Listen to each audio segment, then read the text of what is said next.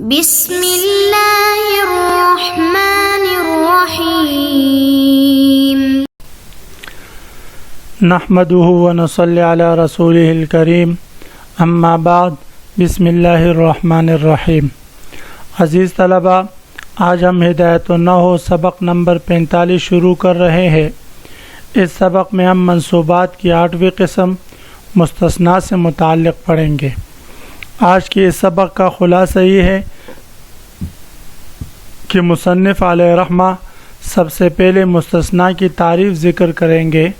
فرماتے کہ مستثنیٰ وہ اسم جو الا اور اس کے نظائر کے بعد مذکور ہو تاکہ معلوم ہو جائے کہ جس چیز کی نسبت مستثنیٰ کے ماقبل یعنی مستثنیٰ منہ کی طرف کی گئی ہے اس کی نسبت مستثنیٰ کی طرف نہیں کی گئی۔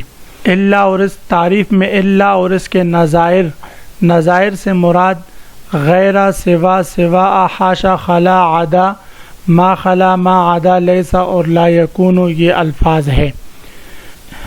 پھر یاد رکھیں عزیز طلبہ کہ مستثنیٰ کی 2 قسمیں ہیں۔ مستثنیٰ متصل، اس کی مثال جیسے جاءنی القوم الا زیدن ہے۔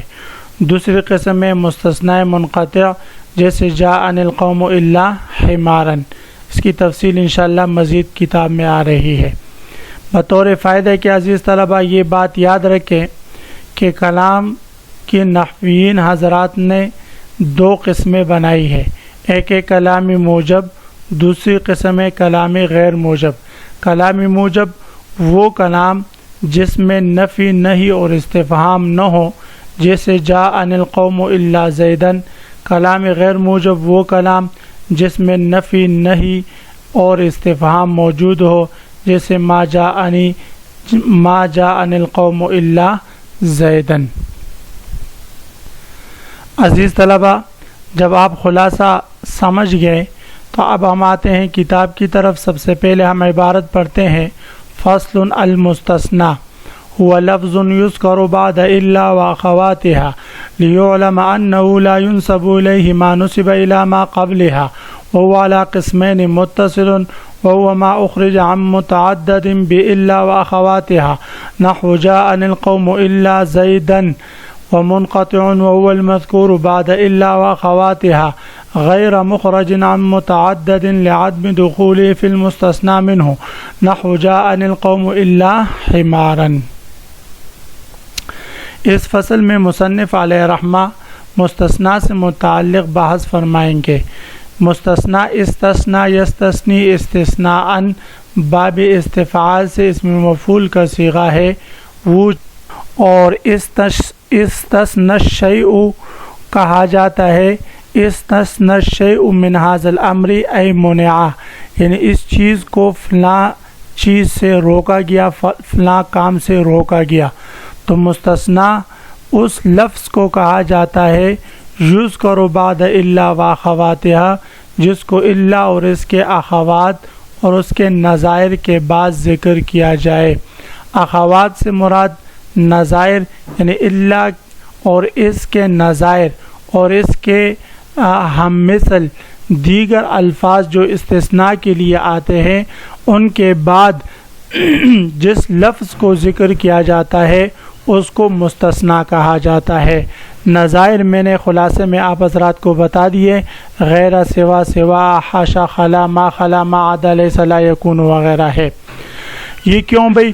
لیعلم انہ لا ینسب الیہ ما نسب الی ما قبلہا، تاکہ یہ بات معلوم کی جا سکے انہ لا ینسب الیہ کہ منسوب نہیں کی گئی ما اس چیز کی نسبت مستثنیٰ کی طرف نسب الی ما قبلہا جس چیز کی نسبت اس کے ماقبل کی طرف کی گئی ہے، یعنی الا کے ماقبل کی طرف جس چیز کی نسبت کی گئی ہے اس چیز کی نسبت الا کے مابعد کی طرف نہیں کی گئی۔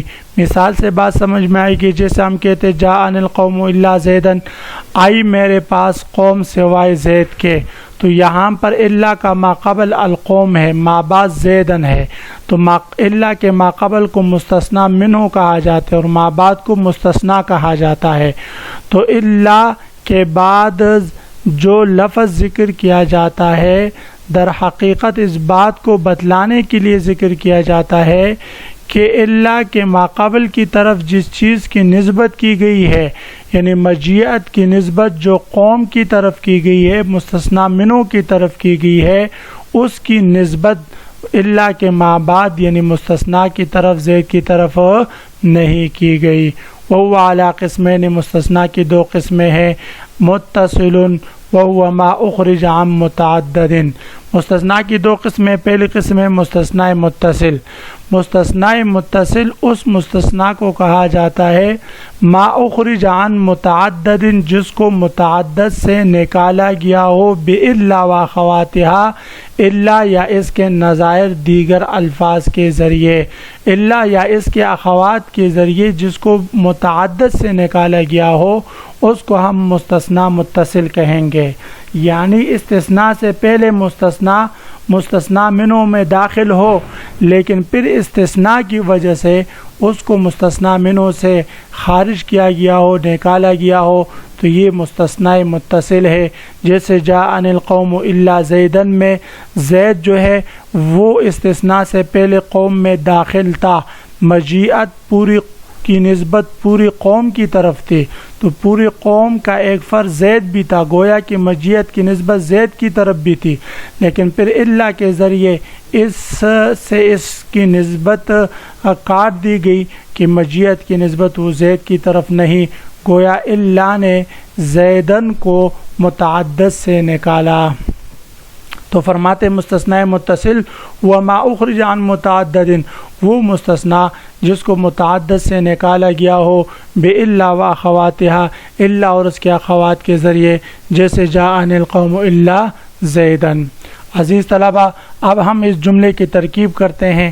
تو جاء فعل نون وقایا یا ضمیر متکلم مفعول به منصوب محلا، القوم مفرد منصرف صحیح مسند الیہ فاعل مرفوع بضمہ لفظا و مستثنی منہ، الا حرف استثناء ناصب مستثنی متصل در کلام موجب، زیدن مفرد منصرف صحیح مستثنی منصوب بفتحہ لفظا۔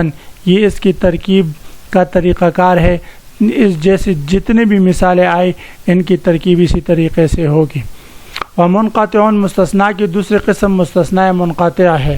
وهو المذکور بعد الا واخواتها، مستثنیٰ منقطع وہ مستثنیٰ جس کو الا اور اس کے نظائر کے بعد ذکر کیا گیا ہو، غیر مخرج عن متعدد، یہ حال واقع المذکور میں ہوا ضمیر سے، اس حال میں کہ وہ مستثنیٰ منقطع متعدد سے نکالا نہ گیا ہو، متعدد سے اس کو نہ نکالا گیا ہو، وہ منقطع ہے، پہلے سے مستثنیٰ منہ میں وہ داخل نہیں ہوتا، اس وجہ سے وہ متعدد سے نکالا بھی نہیں جاتا۔ لعدم دخولہ فی المستثنیٰ منہ، کیوں متعدد سے نہ نکالا گیا ہو؟ بوجہ اس کے داخل نہ ہونے کے مستثنیٰ منہ میں، جیسے جاءنی القوم الا حمارا، آئی میرے پاس قوم سوائے گدے کے، تو گدہ پہلے سے قوم میں داخل نہیں تھا، تو اس کو پھر بھی قوم سے نکالا گیا تو اس کو ہم مستثنیٰ منقطع کہیں گے۔ اس جملے کی ترکیب ہم یوں کریں گے، جاء فعل نون وقایا یا ضمیر متکلم مفعول به، القوم مستثنی منہ مسند الیہ فاعل مرفوع بضمہ لفظا و مستثنی منہ، الا حرف استثناء ناصب مستثنی منقطع در کلام موجب، حمارا مفرد منصرف صحیح مستثنی منقطع منصوب بفتحہ لفظا۔ عزیز طلبہ، آج کے سبق کا خلاصہ یہ ہوا کہ ہم نے مستثنیٰ کی تعریف پڑھی۔ مستثنیٰ کی دو قسمیں، مستثنیٰ متصل اور منقطع سے متعلق پڑھا۔ کل میں انشاءاللہ آپ حضرات سے مستثنیٰ کی تعریف اور الا کے نظائر سے متعلق پوچھوں گا کہ الا کے نظائر کون کون سے ہیں۔ وآخر دعوانا ان الحمد للہ رب العالمین۔